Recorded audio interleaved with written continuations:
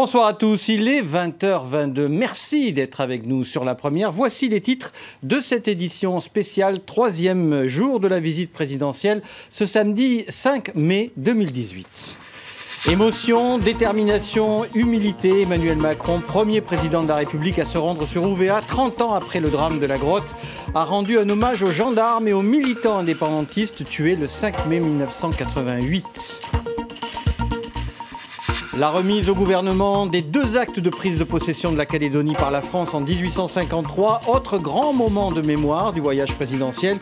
Il s'est déroulé cet après-midi au Centre culturel Tjibaou. Analyse et commentaires dans ce journal. Retour historique dans ce journal également de la prise de possession aux 2 accords fondateurs de paix, d'organisation et d'émancipation de la Nouvelle-Calédonie.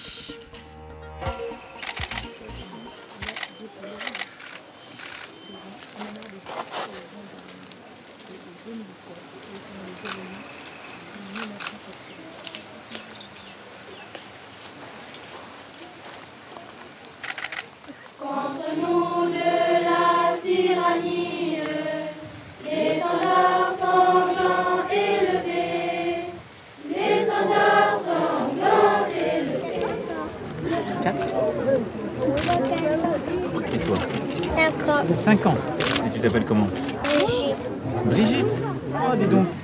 Nous savons tous ce qui s'est passé et les pleurs et les souffrances qu'il y a eu en 1988, en 1989.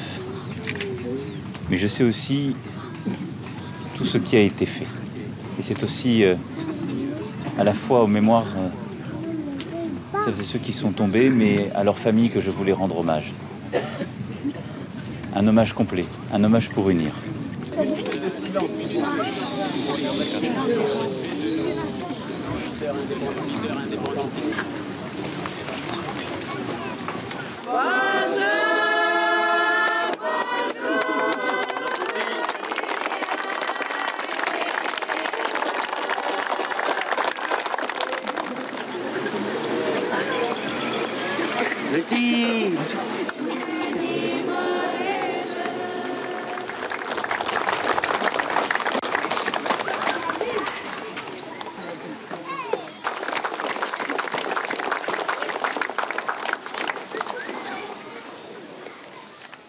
Madame, Monsieur, bonsoir. Vous venez de le voir sur ces images, les temps forts du voyage présidentiel. Ce matin, à Ouvéa, recueillement successif sur 3 lieux de mémoire de l'île. Le monument des 19, la chefferie de Wadjila et la gendarmerie de Fayaoué. Regardez le récit de cette matinée d'émotion avec Natacha Cognard. C'est la première fois qu'un président de la République se rend à Ouvéa depuis les événements de 1988. Cette visite officielle ne manque pas de symbole.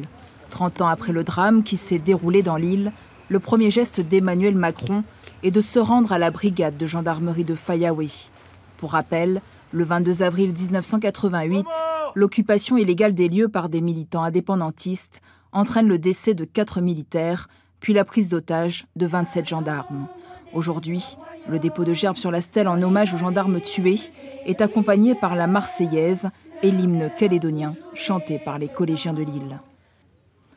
Après avoir salué les représentants des 4 grandes chefferies de l'île, Boniface Ounou, le maire d'Ouvéa, ainsi que Madame Tjibaou et Sami Iyagé, un ancien gendarme pris en otage, Emmanuel Macron a pris le temps de rencontrer le public.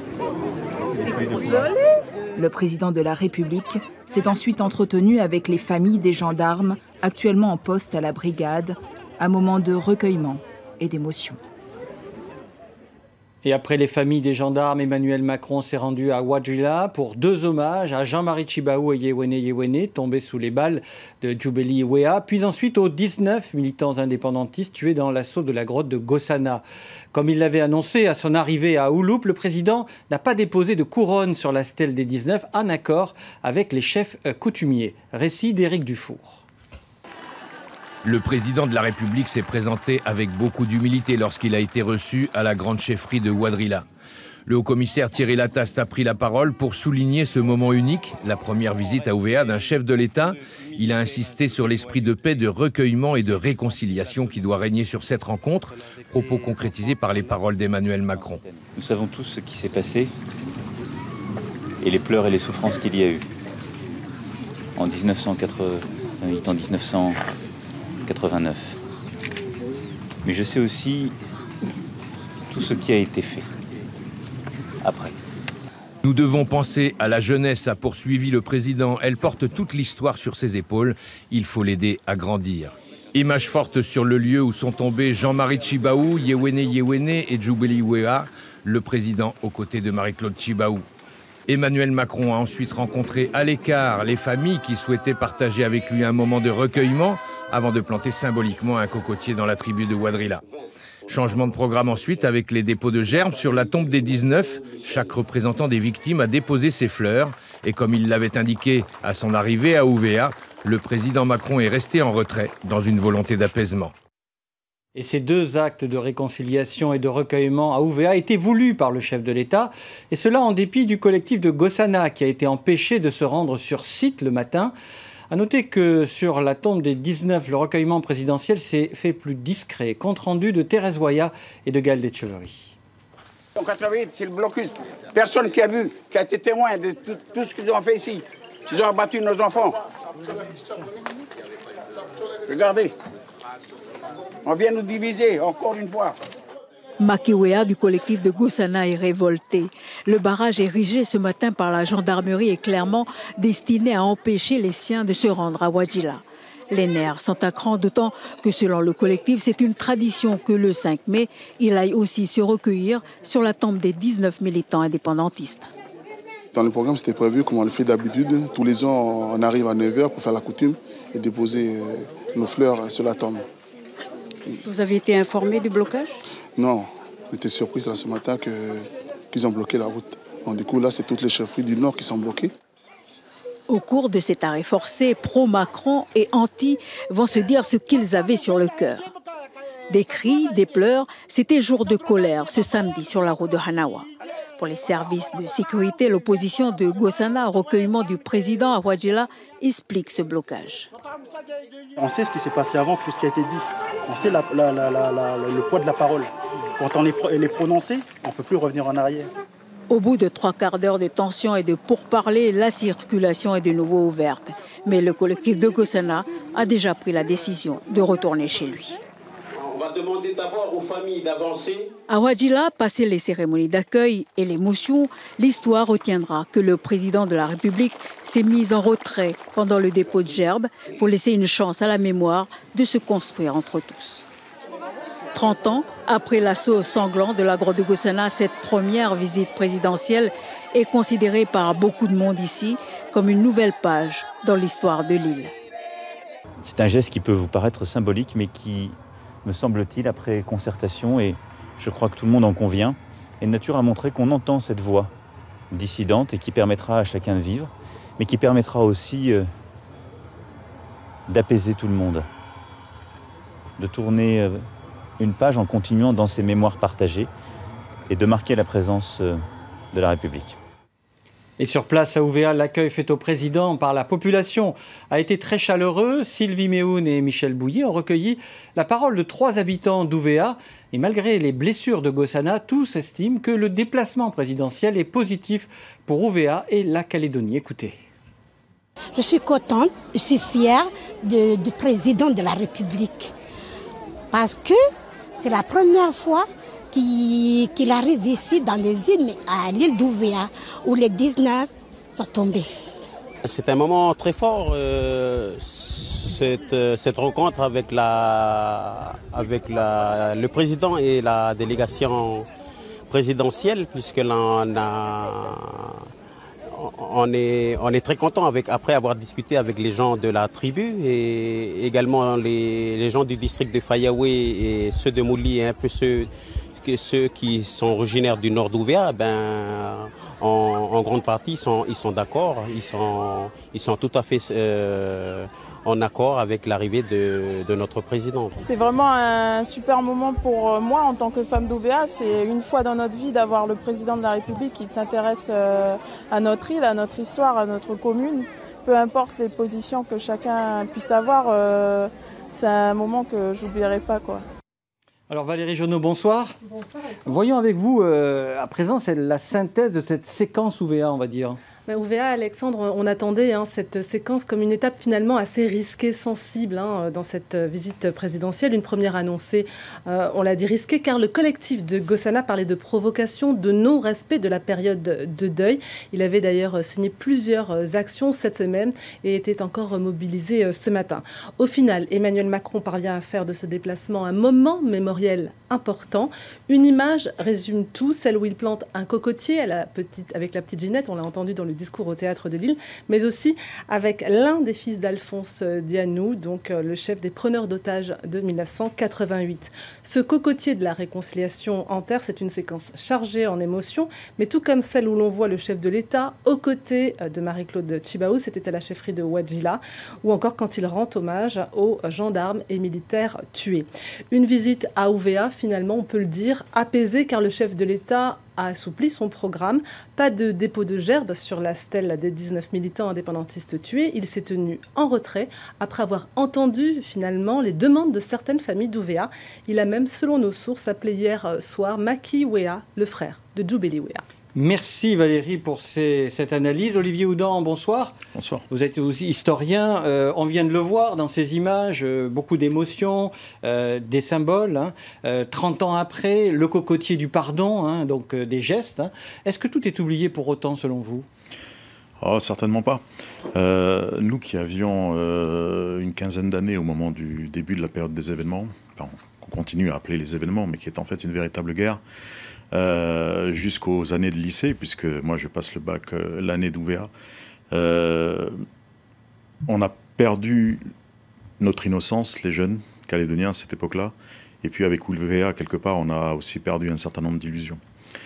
OVA, c'est un acte, une tragédie en 3 actes, à la brigade de Fayaoué d'abord, à la grotte de Gossana ensuite, et puis un an après dans la chefferie de Ouadjila.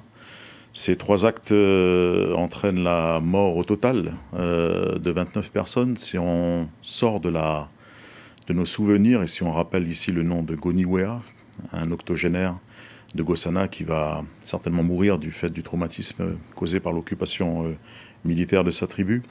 Ces 29 personnes, c'est aussi 11 veuves, c'est 37 orphelins. Donc c'est quelque chose qui est extrêmement puissant. Très fort émotionnellement, on l'a vu aujourd'hui à OVA dans le regard embué d'un certain nombre de personnes. C'est quelque chose de toujours vivant. Est-ce que pour autant, Olivier Houdan, l'invite du président Macron, c'est de dire « tournons la page, ces mémoires partagées, allons ensemble vers d'autres choses ». Est-ce que ça, vous pouvez l'entendre en tant qu'historien ? Bien sûr, le président Macron a bien fait de maintenir son escale et son séjour à OVA. Il permet à chacun d'entre nous, en tout cas les Calédoniens, qu'ils soient de naissance, d'adoption ou de cœur, de faire en sorte qu'OVA revienne un peu dans l'harmonie calédonienne, elle qui était un peu la note discordante de l'accord de Nouméa. Et aujourd'hui, vous savez, parfois on schématise un peu l'archipel calédonien entre une grande terre qui serait la coque d'une pirogue et puis les îles Loyauté qui seraient son balancier. Aujourd'hui, le balancier des Loyautés est pleinement à flot. Et c'est une bonne chose. Est-ce que, Olivier Houdan, on a vu que le collectif de Gossana était très actif, toujours actif, on va dire, motivé. Il y a des comités, on connaît Justice et Vérité. Est-ce que des zones d'ombre subsistent selon vous ? Est-ce que tout a été dit, tout a été expliqué ou pas ? Il y a des zones d'ombre. On sait aujourd'hui que la loi d'amnistie a permis de laver l'affront sur un certain nombre de comportements qui ont été jugés par l'enquête de commandement qui avait été diligentée par M. Jean-Pierre Chevènement au lendemain de l'affaire d'OVA, de laver l'affront d'un certain nombre d'actes qui ont été commis et qui ont été contraires à la tradition militaire. Il y a aussi des choses qui ont été commises à Gossana, des exactions, des meurtrissures, des actes qui sont jugés par les témoins oculaires comme des actes de torture. Il reste des traces, il reste des cicatrices, il reste des douleurs. Mais aujourd'hui, il faut essayer de se tourner vers l'avenir. sans oublier ce qui s'est passé. Et c'est l'addition de ces deux perspectives qui nous permettront certainement de cheminer tous ensemble. Vous restez avec nous, Olivier Houdan, parce qu'on va voir que la date anniversaire des 30 ans d'UVA a même été célébrée jusqu'en métropole, à Paris, où des associations de Kanaks se sont rassemblées devant le musée de l'histoire de l'immigration. Ensemble, ils se sont souvenus des morts tombés à Gossana. Regardez, c'est un reportage d'Outre-mer Première, Henri Elie et Philippe Hernando. Ils sont venus pour commémorer ce jour du 5 mai 1988 et bien qu'ils soient à plus de 16 000 km de leur terre, ce sont les Kanaks ici même qui l'ont ainsi décidé, avec le soutien d'une vingtaine de mouvements et autres associations. On pense à la famille qui est à Gossana, à tous les enfants et les mamans qui ont été leur mari et leur papa sont partis. Donc on pense très fort à ces familles-là et donc là ça fait 30 ans maintenant. 30 ans effectivement que cette terrible journée du 5 mai a eu lieu et pour la première fois un président de la République a choisi d'aller se recueillir devant la stèle représentant les 19 Kanaks tués ce jour-là, un choix quelque peu controversé. Personnellement, je ne pense pas qu'il ait vraiment le droit d'y aller, mais s'il a un message d'espoir, de paix, de pardon bien sûr, ok, je vois sa place là-bas, mais au-delà de ça, je pense que c'est une affaire plus de famille. Pour cette mobilisation parisienne, les Kanaks ont reçu le soutien inattendu d'un indépendantiste guadeloupéen bien connu. C'est un combat qui nous concerne également parce que nous-mêmes sommes encore colonisés par la France et que le combat des Kanaks, c'est le nôtre. Donc à ce titre, de passage à Paris, j'ai tenu à apporter un soutien total aux Kanaks. Et en ce jour anniversaire, les Kanaks ont souhaité rebaptiser dans le 12e arrondissement de Paris la rue de la Nouvelle-Calédonie à 2 pas de là, comme pour montrer leur attachement à cette terre qu'ils veulent libre, tout un symbole. Et nous restons encore dans l'histoire un instant avec ce gros plan sur ces enfants de militants d'UVA. Ils ont en commun leurs jeunes années passées au sein de l'EPK, l'école populaire kanak, qui fonctionnait pleinement dès les années 80. En 88, ils avaient 10 ans à peine et ils ont vécu les événements d'UVA. Aujourd'hui, avec le recul, ce sont des passeurs de mémoire toujours déterminés. Thérèse Waya, Philippe Kunzmann et Gaël Detcheverry. Ils ont la quarantaine passée et ont une vie familiale rangée. Faïsen Wea est originaire de Gossana. Mathurin Niné vient de Teuta. Quant à Waya et Tahela Wachou, elles sont issues de la tribu de Wajila. Tous ont vécu les événements d'UVA. Mathurin Niné a 11 ans lorsque son père est tué lors de l'assaut de la grotte de Gossana. 30 ans après, sa souffrance est toujours là. Ça fait mal au cœur quand on entend parler de... Quand on dit qu'ils étaient gamins à cette époque-là. On a souffert, on a tout vu. Il y a des tontons qui étaient au pied des poteaux, là. Croiser les pieds comme ça, là, du matin jusqu'au soir. Et il y a d'autres en plein soleil, en plein air, quoi. Ils étaient à genoux, avec des cailloux levés comme ça, du matin jusqu'au soir. Et ça fait mal au cœur. Nicolas Niné, le père de Mathurin, ainsi que Filippo Niné, son oncle, font partie des 19 militants indépendantistes tués le 5 mai 1988. Cette page douloureuse de sa vie, le jeune garçon a appris à faire avec chaque jour. Il faut être fort, travailler, puis penser que voilà, papa, tout ça, ils ne sont pas partis pour rien. Ils ne sont pas morts pour rien. Il faut toujours marcher de l'avant avec la tête haute. Ayez fier de ce que vos papas ont fait. C'est jusqu'à maintenant. Hein. Là, je suis toujours fier de ce que mon père il avait fait. Mais triste d'un côté parce qu'il n'est plus là pour que je l'appelle papa. C'est un peu ça, ma tristesse. Avancer et s'appuyer sur les éléments de sa culture, c'est l'un des fondamentaux de l'école populaire kanak. Une école de la rupture avec le système éducatif classique. Créée en 1985 par décision du FLNKS, dans l'optique de l'indépendance éducative, culturelle et économique, l'EPK va être implanté dans plusieurs communes du pays, mais beaucoup d'entre elles ne vont pas durer. Celle de Gossana est portée par Djoubeliwea, auteur d'une thèse en théologie du développement. Et sur cette photo, Mathurin Niné, il fait partie de nombreux enfants qui vont fréquenter cette école, comme ici Faïsen Wea. Nous sommes en 1992, l'école a 7 ans d'existence. Elle est intégrée dans une structure de lutte basée sur l'autosuffisance. En 1998, l'école ferme ses portes et Faïsen, après de petits boulots à Nouméa, est retourné vivre à la tribu. L'EPK nous a toujours appris depuis tout petit à cultiver. Dans le programme de l'EPK, c'est une obligation d'avoir un champ. Apprendre déjà à connaître tous ces éléments-là en langue et dans la manière comment le Kanak perçoit tous ces éléments-là, les éléments de cette nature qui est là autour de nous. Donc on a aussi ce travail aussi de préserver la connaissance des vieux et de les transmettre après à la génération à venir. À Nouméa, les sœurs Wachou ont trouvé un emploi dans cet hôtel de Lansvata. Après l'école populaire, elles ont dû quitter UVA. Mais de leur passage à l'EPK, elles ont gardé la volonté de réussir, avec ou sans formation, s'assumer, mais sans oublier le drame de 1988. Je n'ai jamais oublié. Et on est choqués aussi parce que c'est la première fois. On ne pensait pas qu'une petite île comme UVA, ils vont prendre des otages. Non, on n'oublie pas, c'est notre histoire, on est obligé de pas... Papa et puis maman, eux aussi, je crois que nous, on est tous pareils. Mais eux, ils essayent de nous protéger aussi, les enfants. On a repris l'école après en 89, je crois, parce qu'on a toujours resté... on a fait un deuil pendant 1 an. Je suis fière parce que je me suis enseigné beaucoup de choses quand j'étais là-bas. Et avec le temps, voilà... ça m'a permis aussi de continuer ma vie, mais je ne regrette pas.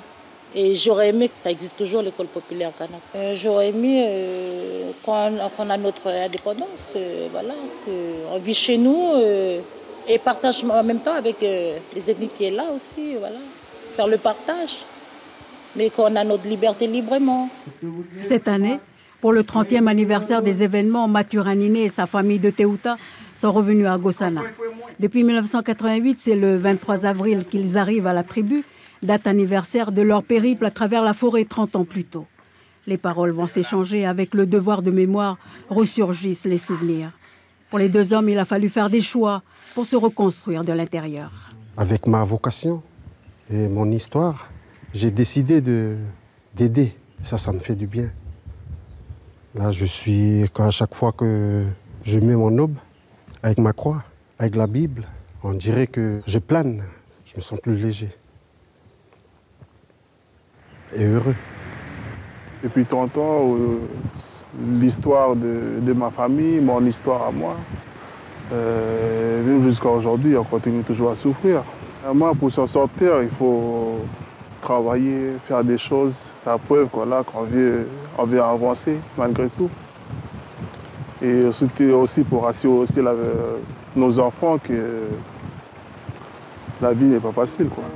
Et dans cette histoire tourmentée, UVA déroule toujours ses images de cartes postales avec sa palette infinie de couleurs. Au fil du temps, parfois, la souffrance des enfants devenus adultes se fait murmure, mais ne les quitte pas. Olivier Houdan, reparlons de ces EPK. Il y en avait beaucoup dans les années 80 ? Oui, à la rentrée 85, je crois qu'il y en avait 56 qui ont fonctionné. Et donc, Djoubelivoa en animait une de ces écoles. Voilà, à Gossana, oui. Et finalement, ce modèle de fonctionnement convenait aux leaders indépendantistes de l'époque. C'était une injonction de certains congrès de scolariser les enfants dans les EPK. Après, bon, il y a un bilan certainement pédagogique, didactique, etc. à faire sur ce fonctionnement, sur le contenu. C'est une expérience qui a duré le temps des événements. La dernière, je crois qu'elle a fermé du côté de Canala il y a quelques années.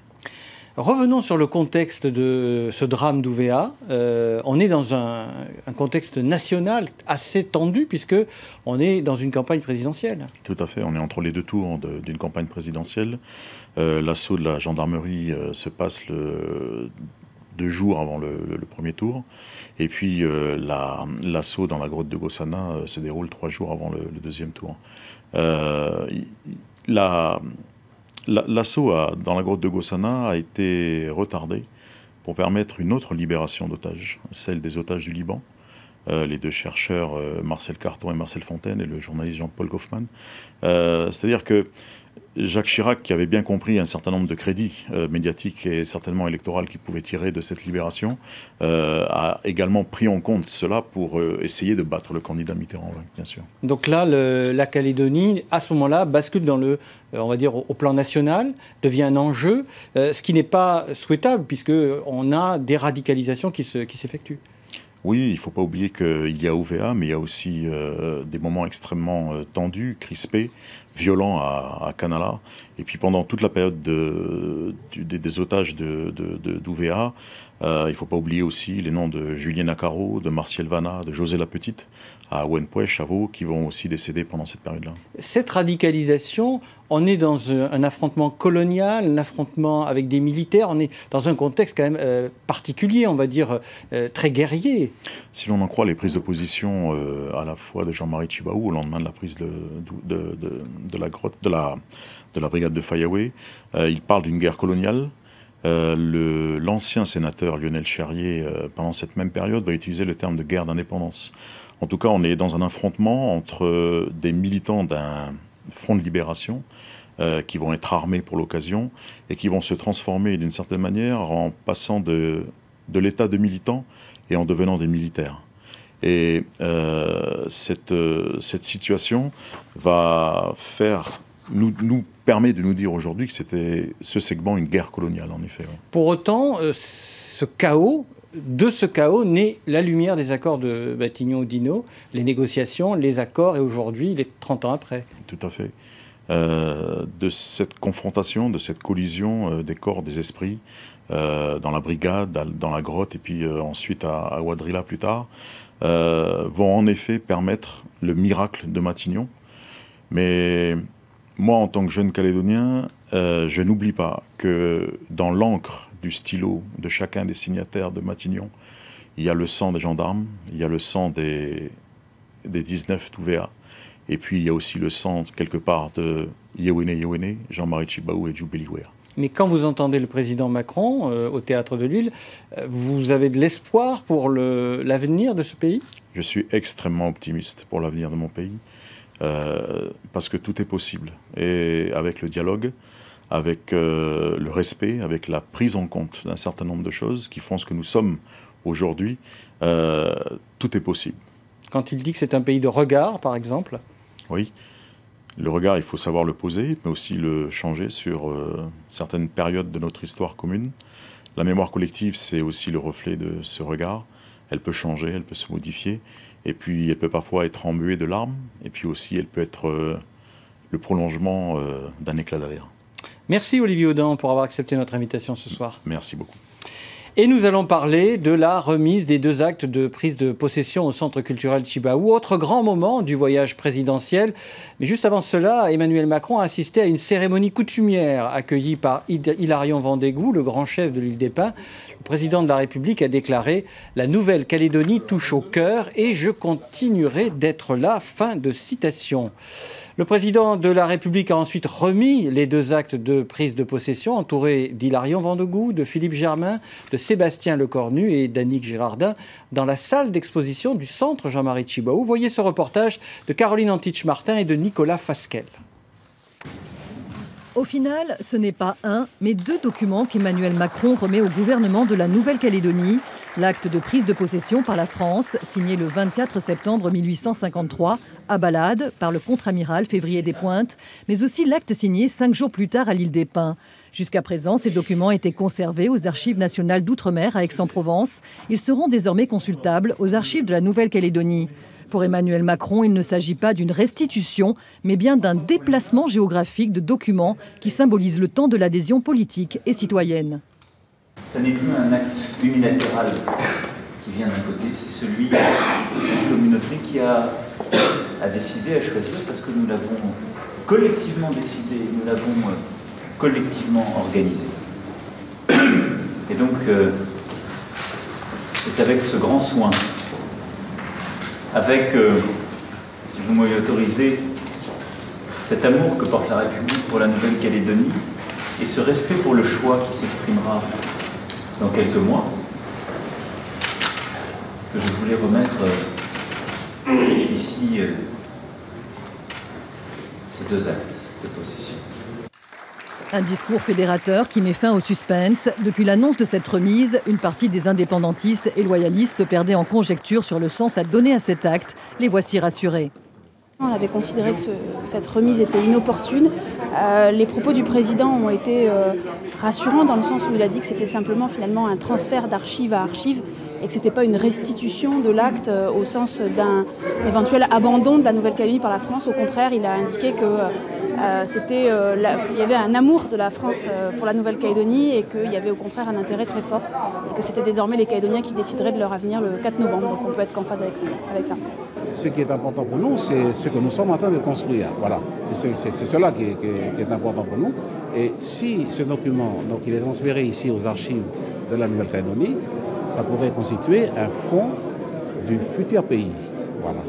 Hilarion Vendégou rappelait au président de la République qu'à quelques heures près, l'île des Pins aurait pu être anglaise. Donc tout ça, c'est l'occasion de renouer avec notre histoire, de se retrouver finalement tous unis autour de cette histoire sous l'égide du président de la République française. L'unité après la polémique. Une fois de plus, Emmanuel Macron réussit l'exploit de mettre tout le monde d'accord. Et notre deuxième invité de cette édition spéciale nous a rejoint. Patrice Jean, bonsoir. Bonsoir. Vous êtes juriste et donc on parle avec vous de cet acte de prise de possession de la Nouvelle-Calédonie. J'ai envie de vous demander quel sens symboliquement, juridiquement ? Symboliquement, c'est un geste très fort, manifestement, qui semble, à première vue, fait pour donner une satisfaction profonde au peuple d'origine. Et c'est le cas. Mais il est bien évident qu'au point de vue juridique, Madame Baquès disait tout à l'heure que c'est un document administratif. C'est un document administratif qui va passer d'une archive à une autre. Donc ça n'est pas l'indépendance de la Nouvelle-Calédonie demain. Ça aurait pu l'être s'il n'y avait eu que ce document de 1853. Mais depuis, il y a eu le référendum en 58, il y a eu les accords de Matignon, Oudinot, l'accord de Nouméa, la révision de la Constitution, la Calédonie dans la Constitution. Donc bien entendu, pour que la Calédonie accède éventuellement à l'indépendance, il faut passer par le vote, évidemment, du 4 novembre. Est-ce qu'il y a des précédents dans l'histoire mondiale de restitution, comme ça, d'actes de prise de possession ? Oui, on peut citer, c'est ce que faisait Luc Steinmetz très pertinemment, on peut citer la restitution de l'acte constitutionnel par le Royaume-Uni, enfin l'Angleterre à l'époque, au Canada. Et effectivement, ça n'a pas changé le statut constitutionnel du Québec, qui est suspendu, en ce qui concerne le Québec, à un ou des référendums d'autodétermination. Donc, mais enfin, symboliquement, c'est extrêmement fort que cette restitution ou remise simplement de ce document. Emmanuel Macron y a sûrement beaucoup réfléchi pour essayer de ne vexer personne et de ne pas inquiéter qui que ce soit. Alors, on a vu effectivement qu'il a réussi à faire la synthèse. Pourtant, ce geste divise la classe politique locale. Alors, tempête dans un verre d'eau, j'ai envie de vous demander ou pas ? Je pense que le discours d'Emmanuel Macron qu'il vient de faire au Théâtre de Lille va éclaircir les choses. On l'attendait pour ça. Parce que c'est vrai qu'au début, on se demande, mais alors, si l'acte fondamental de prise de possession n'y est plus, mais alors, où est-on ? J'entendais un responsable indépendantiste qui disait, mais alors, ça veut dire quoi ? Qu'après le deuxième, troisième référendum, la France n'est plus là ? Donc, c'est vrai qu'il y a eu un doute. Et il faut être juriste, c'est vrai, pour faire la part des choses.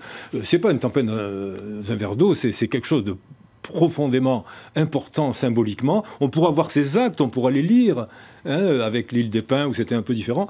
Mais juridiquement, bien sûr, c'est le scrutin du 4 novembre, éventuellement un deuxième ou un troisième, qui vont décider de l'avenir de la Nouvelle-Calédonie. Alors, justement, transition toute trouvée, le discours du président de la République, c'était la dernière étape de ce voyage présidentiel en Nouvelle-Calédonie, avant qu'il ne reprenne l'avion ce soir. Discours très attendu au Théâtre de Lille, devant une salle comble. Je vous propose d'en écouter des extraits recueillis par Natacha Cognard. Sans honte et sans échappatoire, il faut mettre des mots sur ce passé lorsqu'il pèse comme un couvercle. Pendant la période coloniale, la France a souvent perdu le sens même de son histoire et de ses valeurs. Pendant cette période, il y a eu des douleurs, des souffrances, des ségrégations, des déportations, des fautes et des crimes. Il y a eu aussi des grandes choses de fait, des constructions, des avancées, des engagés. Jamais nous n'oublierons les douleurs de la colonisation, avec la ségrégation des Kanaks, parce qu'ils étaient Kanaks, sans terre, sans droit, sans service public, sans honneur. La Nouvelle-Calédonie porte la mémoire de ces révoltes matées dans le sang et de ces divisions entre tribus organisées par le colonisateur pour mieux asservir chacun. Cette mémoire calédonienne est la mémoire de la France. Les racines de la Nouvelle-Calédonie puisent aussi dans la mémoire du bagne. Ces dizaines de milliers d'hommes et de femmes de l'Hexagone ou d'Algérie ont abreuvé cette terre de leur sueur et de leur sang sous l'autorité de l'administration pénitentiaire. Transportés, relégués, déportés, tous forçats, condamnés à des travaux harassants et à un déracinement souvent définitif. Ces racines, ce sont aussi les pionniers, colons libres ou bagnards libérés, qui ont développé une agriculture nouvelle, pratiqué les cultures et l'élevage, et se sont fondus dans les plaines et les collines, en apportant leur ardeur, leur ténacité, leur courage, qui ont façonné la Grande Terre. Ces racines, ce sont aussi les missionnaires, les commerçants, les personnels militaires, les ouvriers des mines, les personnels de santé. Ces racines, ce sont aussi les pieds noirs et les harkis arrivés dans l'angoisse des événements en Algérie. Ce sont aussi les Européens, de toute origine, venus chercher ici un avenir meilleur et une aventure humaine. Ce sont toutes les femmes et les hommes venus du reste du Pacifique ou d'Asie, construire une part de leur avenir. C'est cela, la Nouvelle-Calédonie. Une édition d'histoire, souvent tragique, heureuse aussi. Je ne prendrai pas parti dans ce référendum qui vient, pas pour me soustraire à une responsabilité, mais parce que ça n'est justement pas ma responsabilité. Sans la Nouvelle-Calédonie, décidément, la France ne serait pas la même. Mais c'est aux Calédoniens qu'il appartient de le dire, de choisir, de prendre position. Dans ce choix souverain que vous aurez à faire dans la souveraineté nationale, j'en appelle, pour ma part, à votre responsabilité et votre unité. Il n'appartient qu'à vous tous, qu'à nous tous, de ne pas faire reculer l'histoire. Quel avenir voulons-nous construire? Quel avenir existe en Nouvelle-Calédonie? Quel avenir voulons-nous porter? Je crois, moi, dans le futur de ce territoire, et je crois dans la place que ce territoire occupe dans une stratégie plus large que nous devons avoir dans toute la région. La France est une grande puissance de l'Indo-Pacifique. Elle est une grande puissance de l'Indo-Pacifique à travers tous ces territoires. La Nouvelle-Calédonie, Wallis et Futuna, la Polynésie française, mais aussi Mayotte et la Réunion. Et les terres australes et antarctiques françaises viennent soutenir ce projet. Tout ce que nous pouvons tirer de cette croissance bleue qui est à portée de main, et du tourisme à la valorisation économique, aux innovations, à la préservation des espaces, il y a un continent de possibles que nous devons réussir à inventer et qui fait partie de la stratégie économique indo-pacifique que nous voulons conduire.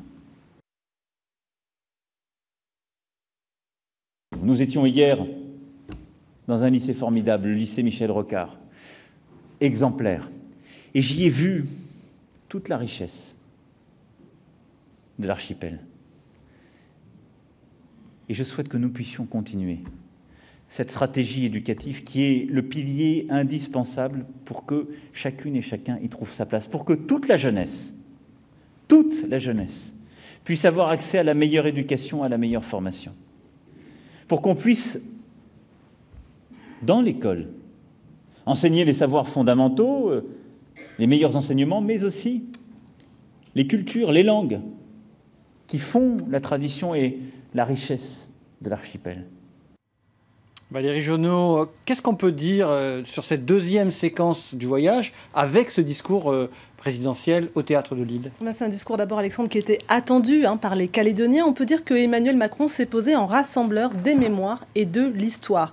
Sur le passé, le président avait évoqué la nécessité de mettre des mots pour qu'il ne passe pas comme un couvercle. Il se livre à un exercice de reconnaissance de chacune des légitimités. Jamais nous n'oublierons la colonisation, la ségrégation des Kanaks, dont le combat pour retrouver leur dignité était juste. Emmanuel Macron rend dans le même temps hommage également aux bagnards, aux transportés, aux relégués, aux pionniers et à tous ceux qui sont arrivés ensuite et qui ont forgé la Calédonie, qui sont venus d'Asie, du Pacifique, d'Algérie ou d'ailleurs. Une addition d'histoire, on va le dire avec un S, puis la violence. Et sur les morts d'Ouvéa de 88 et de 89, il a ces mots, ce sont toutes nos victimes. Emmanuel Macron a développé également dans ce discours l'axe du chemin parcouru, les accords, les figures tutélaires, Jean-Marie Tjibaou, Jacques Lafleur, Michel Rocard, Lionel Jospin, puis l'avenir proche, à savoir le référendum du 4 novembre. Et là, un nouvel appel a été lancé à l'unité, à la responsabilité de chacun face au risque de division. On retrouve finalement le contenu du discours d'hier dans l'entretien qu'il nous a accordé.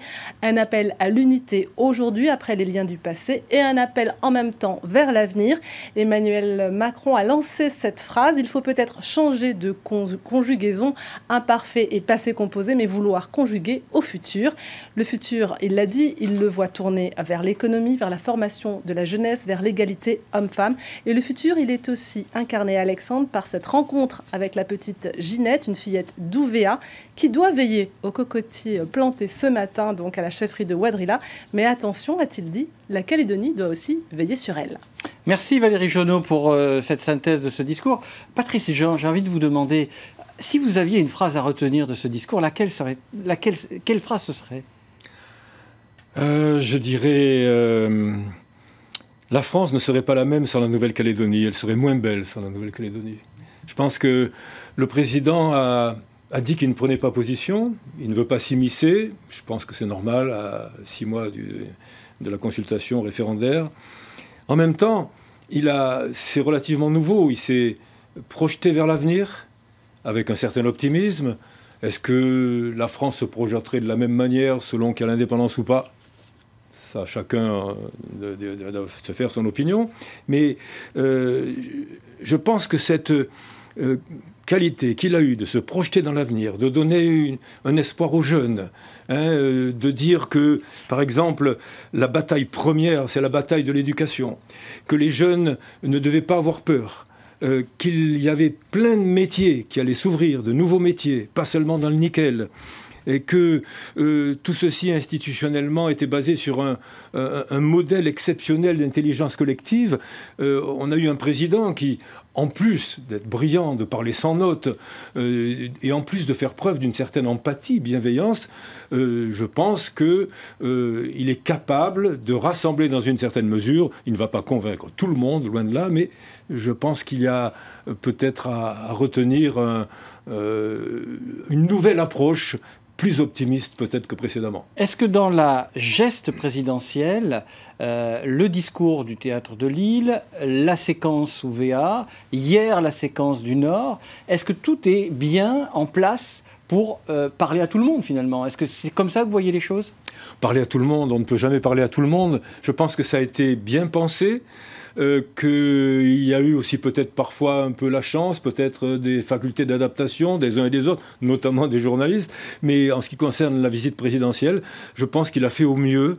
J'ai l'impression qu'il n'a pas fait d'erreur, pas de maladresse quand il a fallu se reculer de la stèle où il y avait des gens, des familles qui allaient se recueillir. Je pense qu'il a bien fait. Je pense qu'en parlant à la petite fille, enfin, il a fait preuve d'une empathie et au fond, comme disait Victorin Lurel, l'ancien ministre des Outre-mer, ça va se jouer à l'affectif. Les règles de droit, la répartition des compétences, tout ce que je pratique assez souvent, c'est important. L'institutionnel, c'est important. Mais on a l'impression là qu'on a un président qui aime la Calédonie et qui a, c'est une des premières fois, avoué volontiers, que la France sans la Calédonie ne serait pas la même, que donc que la France a besoin de la Calédonie. En général, on dit, tiens, la Nouvelle-Calédonie a besoin de la France. La France a besoin de la Calédonie. Après, elle choisira. Si la Calédonie s'en va, la France s'en tirera. Mais la France a besoin de la Calédonie, et avoir besoin, parfois, ça se dit aimer. Merci beaucoup, Patrice Jean, pour avoir accepté notre invitation ce soir. Et voilà qui clôt cette séquence visite présidentielle, troisième jour de la visite présidentielle du président de la République, Emmanuel Macron, en Nouvelle-Calédonie.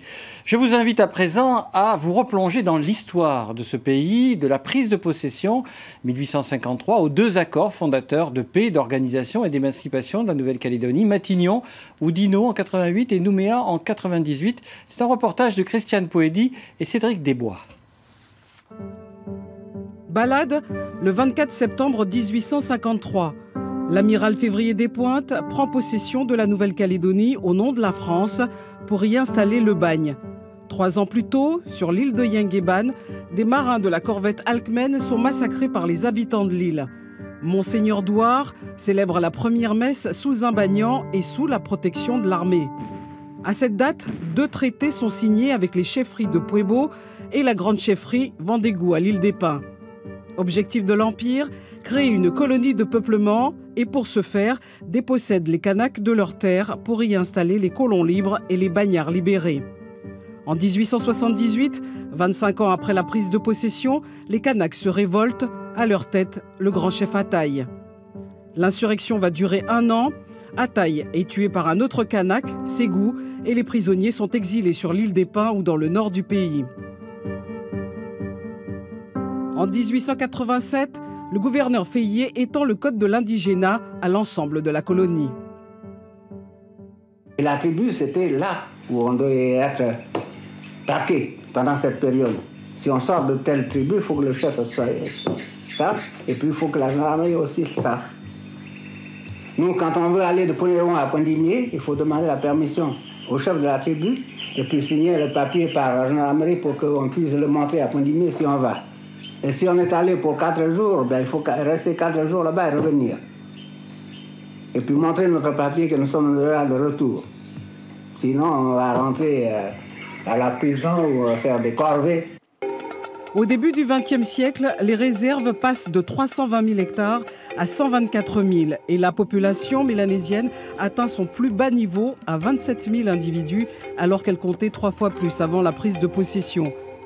En 1917, c'est la seconde insurrection kanak. En cause, l'impôt de capitation de 10 francs que chaque sujet doit payer, soit l'équivalent de 10 jours de travail chez un colon, ainsi que la pression exercée par les autorités pour enrôler les tirailleurs pour la Grande Guerre. Cette insurrection sera menée par les grands chefs des régions de Yinguen, Koné, Temala et Tiwaka, parmi lesquels le grand chef Poindé à Pingou.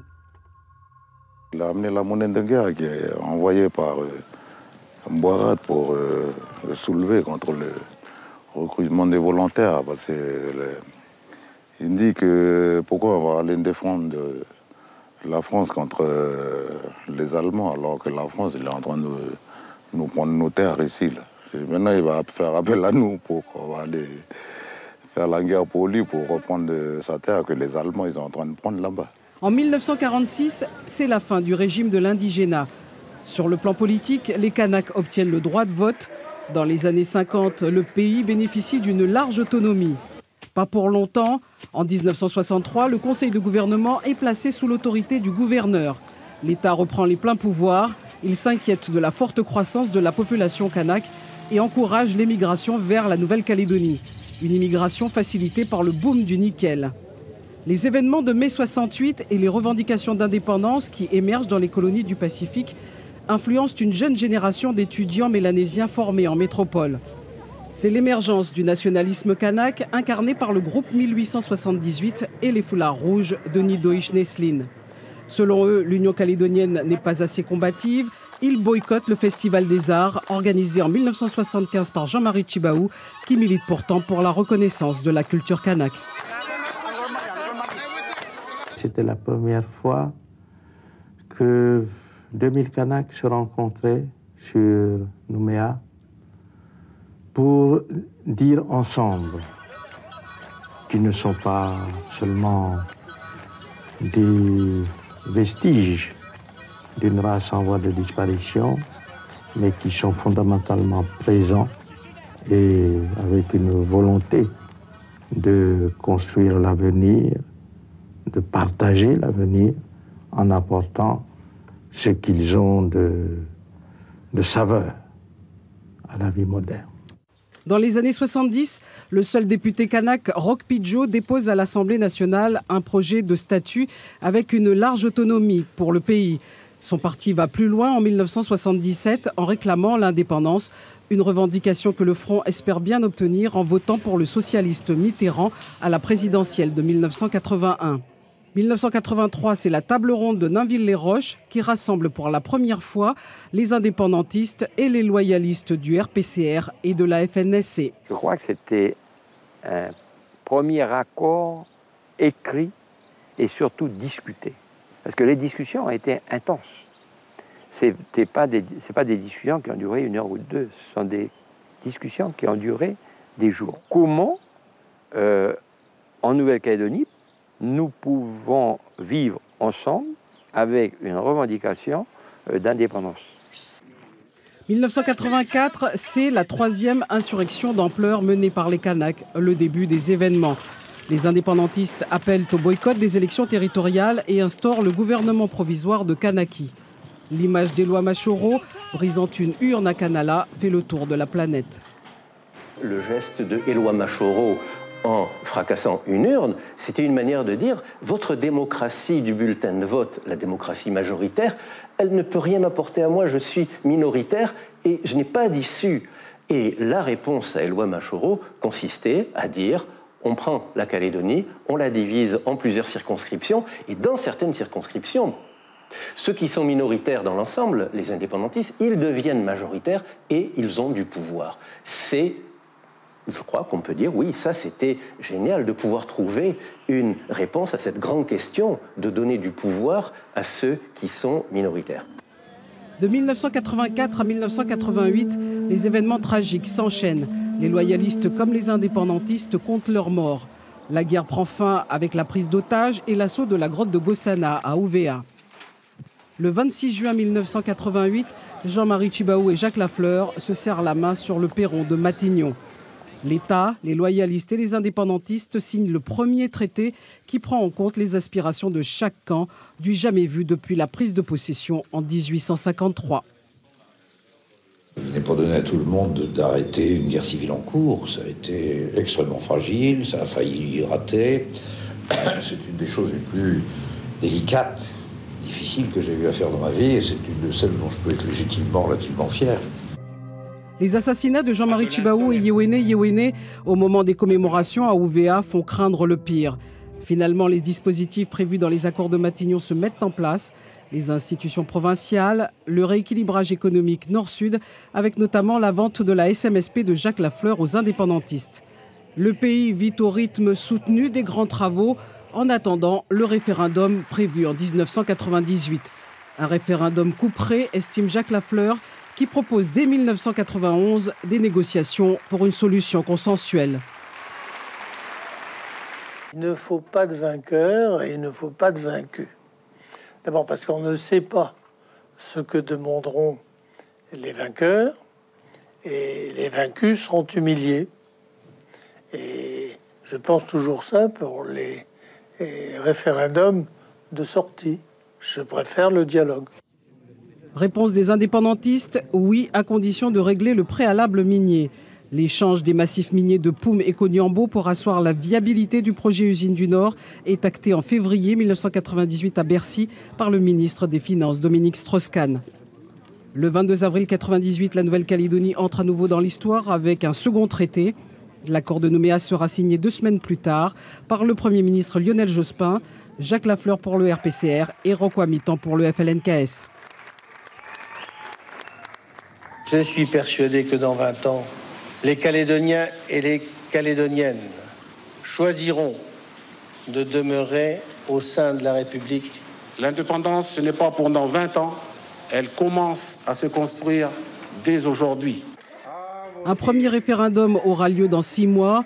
2 autres consultations sont prévues, avec forcément un vainqueur et un vaincu. Un scénario que redoutait de son vivant Jacques Lafleur, celui qui a été le signataire des accords de Matignon et Nouméa, 2 traités fondateurs de l'histoire politique du pays depuis la prise de possession il y a 165 ans.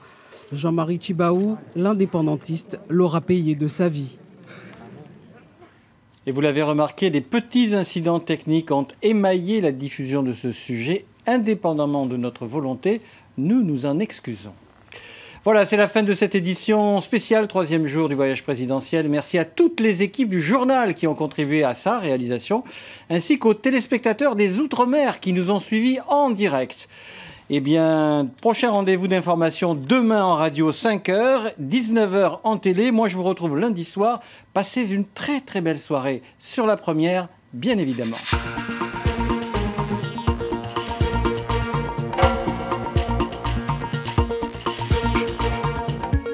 L'info continue sur lapremière.nc.